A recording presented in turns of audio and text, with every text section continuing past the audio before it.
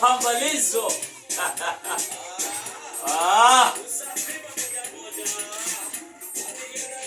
Na usafi tu ache. Yo, mambo vipi, mambo shwari au sio? Ni MC DJ Sule hapa, nimetuliza na wanangu wanangu wa jiji au sio? Leo nimetembea mtaa fulani hivi, nikakutana na mambo fulani anaita Kufula na Koga au sio? Kufula na Koga. Oyo ni Daudi hapo Mwambalizo au sio bwana?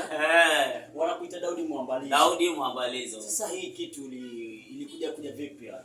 Yaani nililala tu kaamka, nikajiona ni Daudi Mwambalizo. Kwa sababu nimekuwa muda mrefu kwenye sanaa, lakini na underground. Au sio? Kabisa, lakini kwa kuambaliza muziki nikasema acha tu nijiite Daudi. Sasa nikuulize, hii content ya Kufula na Koga ilikuja vipi hapa? Kufula na Koga ni content ambayo ilikuja tu kwa heri.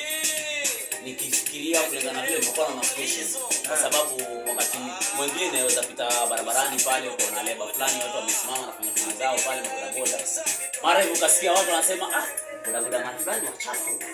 Lakini baada ya kuwa umepata hizo feedback kutoka kwa abiria, ndio nikafikiria ngaona hii za shika, acha niwaambie hawa ndugu zangu Kufula na Koga nipo, yani wafue na waoge.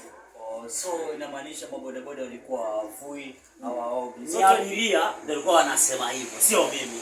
Ni abiria. Abiria. Okay. So mimi unaweza kutupatia yani freestyle ya Kufula na Koga? Kwa nini simpe? Tupatie basi. Kufula na Koga. Kufula na Koga.